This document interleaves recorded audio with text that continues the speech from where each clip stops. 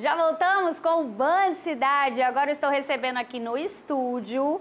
Vamos falar no nosso quadro O Assunto É com as psicólogas que são especialistas em crises emergenciais em desastre. Um assunto muito legal. Mas antes, a vinheta e já a gente começa aqui com elas.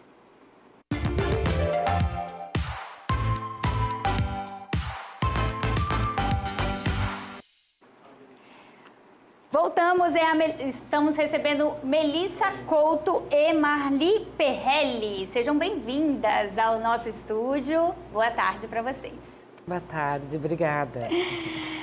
Bom, é um assunto muito legal e novo para mim, devo confessar a vocês, mas adorei o tema que a gente vai abordar aqui. Eu queria saber como isso surgiu na vida de vocês, como vocês conseguiram participar desses desastres, né? Como Brumadinho, Boate Kiss, que pararam aí o Brasil, né? Então, acho que é importante a gente falar que cada uma de nós tem uma história dentro desse contexto. E aí, quando a gente se encontra em meio aos desastres, né? A gente conta uma nova história juntas. Sim.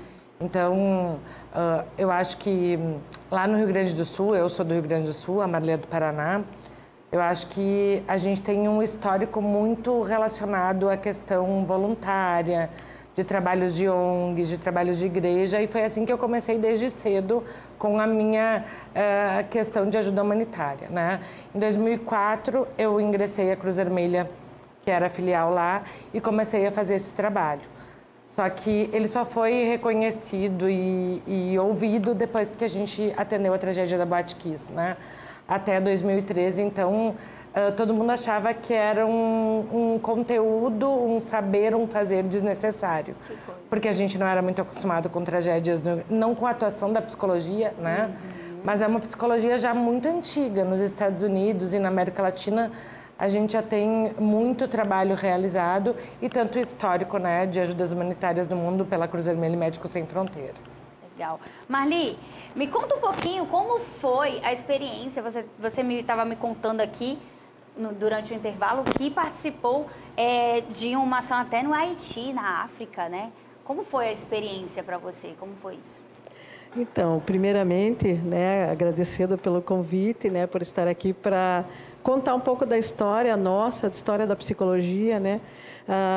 Os espaços da psicologia têm que, né, sair dos consultórios, das nossas ações, né, que temos há bastante tempo e que possa contribuir nessas situações de emergências e desastre. No Haiti, eu fiz minha tese de doutorado, né? Eu fiz o doutorado na UFSC e fui pesquisar sobre os militares, né, em missão de paz no Haiti, a MINUSTAH. E nisso eu também fiz um trabalho com as mulheres que perderam seus familiares no terremoto. Então, foi um trabalho extremamente desafiador para resgatar a identidade dessas mulheres num contexto tão hostil e difícil, né, o qual a gente fez alguns trabalhos e resgatamos os papéis delas, que eram papéis na cozinha, né, os papéis que elas gostavam de fazer para tentar trazer aí algo de bom que elas existiam naquele momento, mesmo sem seus familiares. Então, foi extremamente desafiador, porque é um país extremamente vulnerabilidade, né? E a psicologia, ela contribui nesse trabalho do apoio psicossocial. Então, em todos os espaços do mundo, né?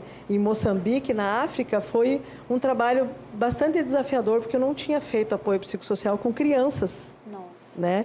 E a gente sabe, nós, né, do nosso país, o quanto a gente tem cuidado com as crianças, o quanto nos afeta em relação a isso.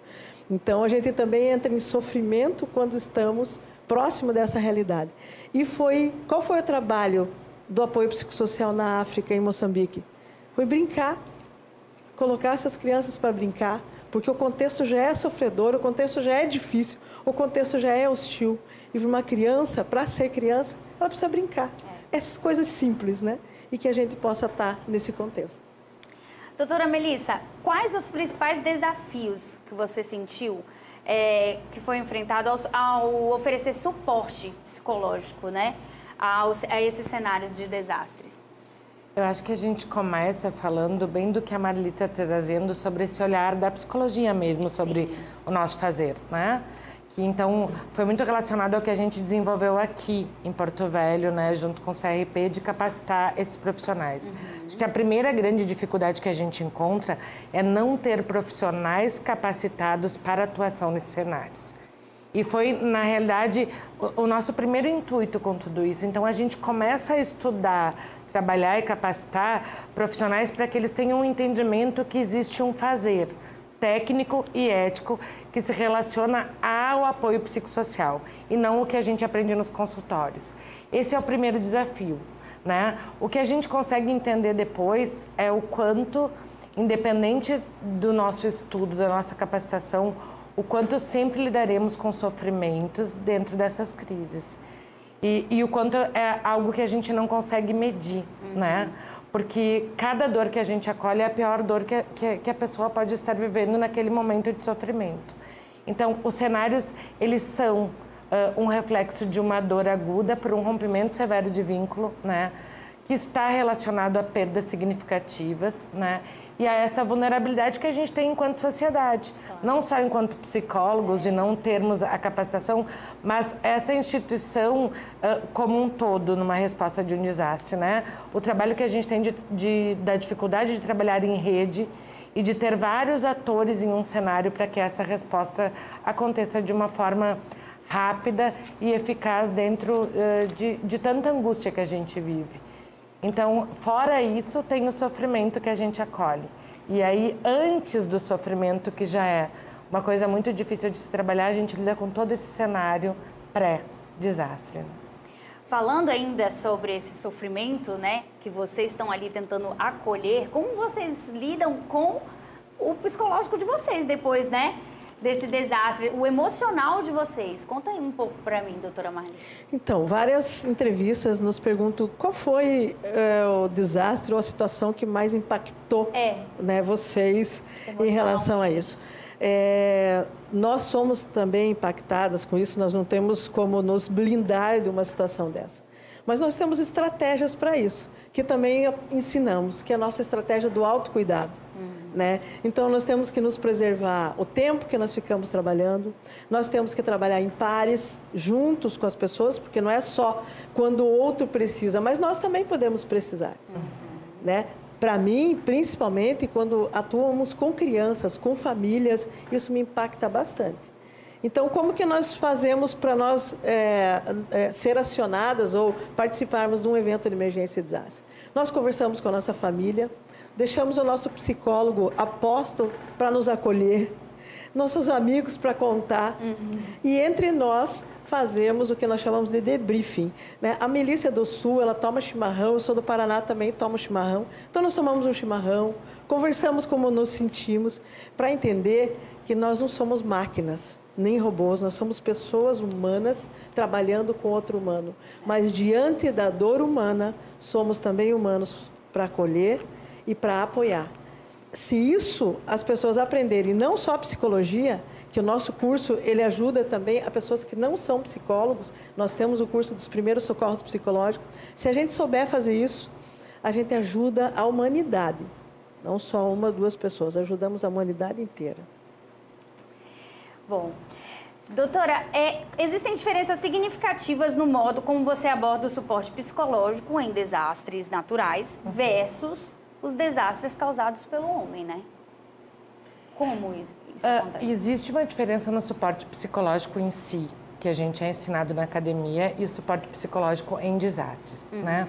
A gente tem uma categoria de 3 tipos de ameaças, que são as ameaças naturais, que são os desastres naturais, as socionaturais, que são as que são meteorológicas e climáticas, mas que houve alguma ação humana, por exemplo, área de invasão, área de encosta, área que a gente não poderia tomar conta. O que a gente viveu lá em Petrópolis, né, que nós fomos atender, nós fomos ano passado por 2 vezes a Petrópolis atender a comunidade, depois das chuvas, e os antrópicos, que são os causados pelos homens, né, que foi o que a gente viveu na Chapecoense, que foi o que a gente viveu na tragédia da Boate Kiss e em inúmeros outros desastres.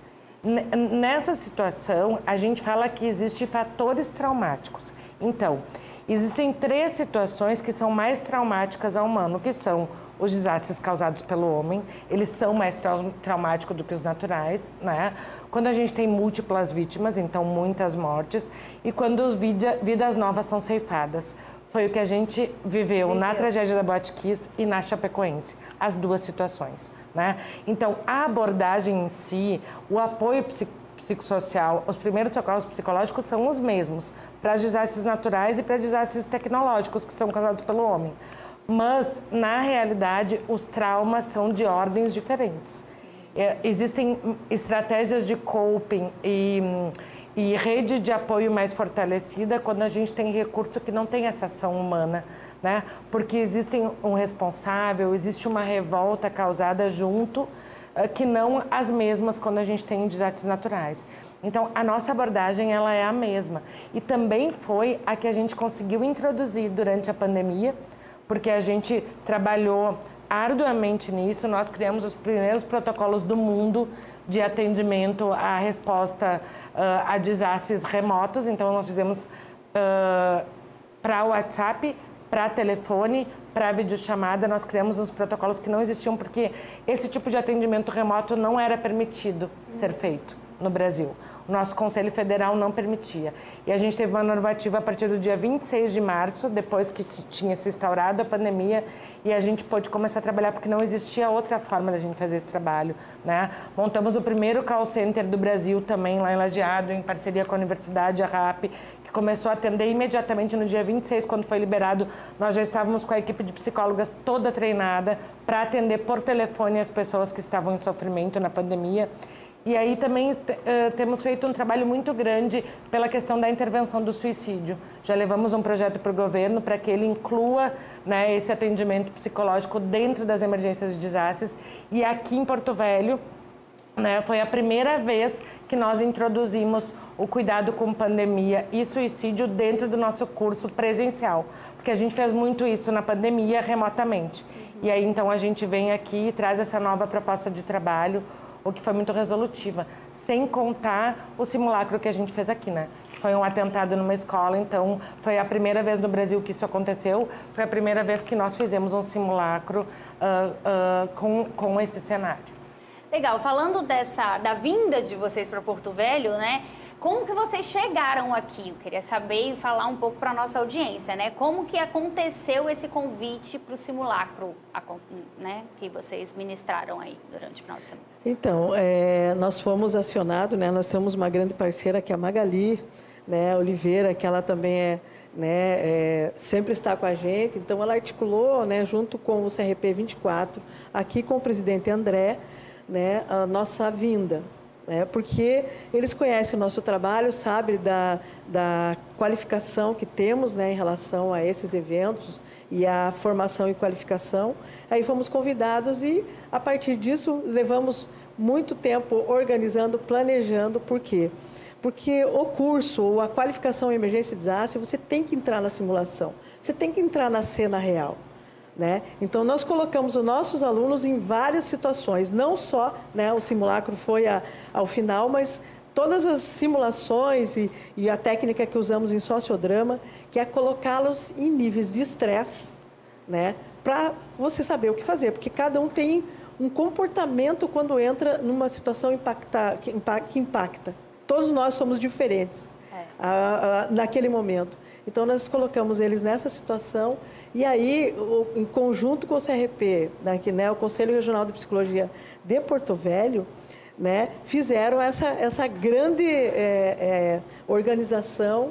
E, assim, esse evento foi um evento raro no Brasil, né, e fora do nosso país, mesmo nos Estados Unidos, que acontece muitos ataques em escolas. Vocês não têm conhecimento desse evento ser organizado nas escolas para preparar as pessoas. Nós não estamos preparados. As pessoas, às vezes, não sabem nem para quem ligar. O número do SAMU, o número da polícia, o número da Defesa Civil. Né? Então, assim, as escolas, as outras instituições, em contato com isso, vai ser de grande valia para poder entrar nessa prevenção. Então, a gente foi agraciado com esse momento, né, a convite do CRP 24. Agora uma pergunta, acho que para as duas, assim, dividirem um pouco sobre quais são as maiores recompensas e satisfações, né, que vocês encontram ao trabalhar como psicóloga em casos, né, de desastres e emergências?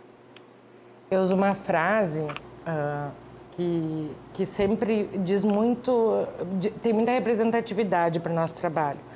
Eu sempre costumo dizer que acolher a dor do outro faz com que eu aprenda a ressignificar as minhas dores.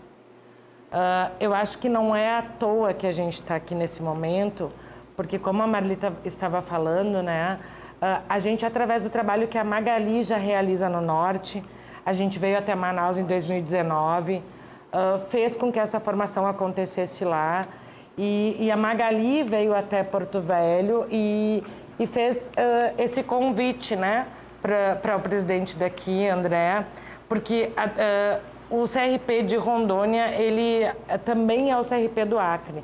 Então, a gente está fazendo uma formação em 2 estados ao mesmo momento aqui, né? Quando a gente conversa, a gente se emociona muito sobre o que a gente faz. Eu e a Marli, assim, a gente está sempre nesse lugar de acolher uma o que a outra sente, né? E a Magali, então, entra para esse nosso trabalho da mesma forma. E a gente entendeu que foi o que a gente conseguiu mostrar aqui.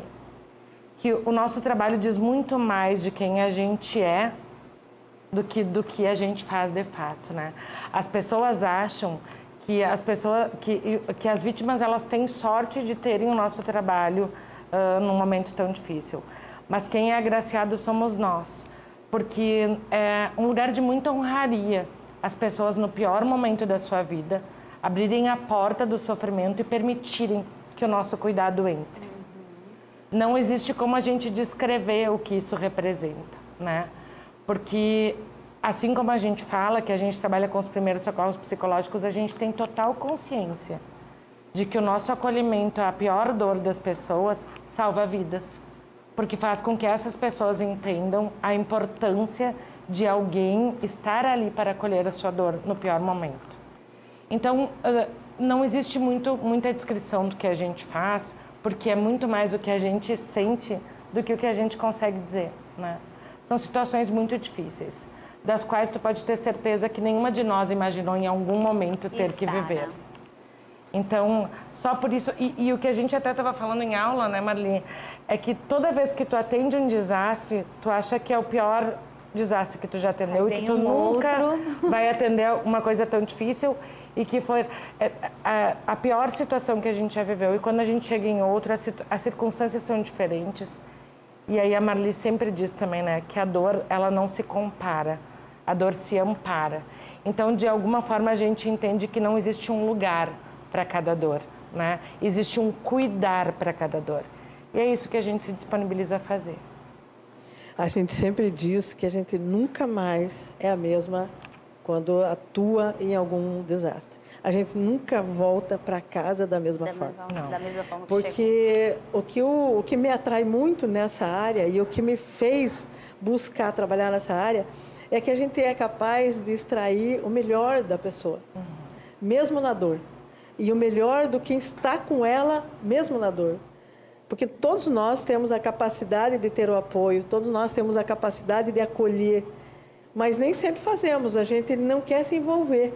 Se a gente vê um acidente, não, eu não sou socorrista, não posso fazer nada, mas pode ter crianças, você pode ajudar, você pode apoiar, você pode ajudar a fazer um cordão de isolamento com os curiosos, porque o que mais nós temos é curiosos nessa situação. Filma, atrapalha, externaliza, invade, né? Faz aquele, montinho ali ao redor da vítima, enfim. Se vocês buscarem imagens na internet sobre o acidente da Chapecoense, vocês não vão achar nada, nenhuma foto. A Colômbia foi tão cuidadosa com nós no Brasil. Agora procurem a Mamonas Assassina, vejam o que estão fazendo com os artistas, as autópsias.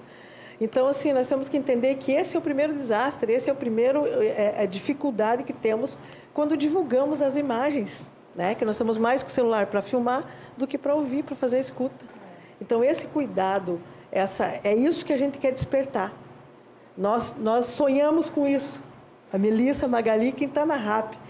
Por que a gente organizou isso? Porque a gente gostaria de extrair o melhor das pessoas, para poder fazer isso rodar, para fazer essa rede funcionar, de um ajudando o outro, no momento mais difícil. A gente lembra de alguém que foi super caloroso com a gente no momento mais difícil na vida da gente. Ah, puxa, aquela pessoa, eu nem lembro o nome dela, mas ela me ajudou.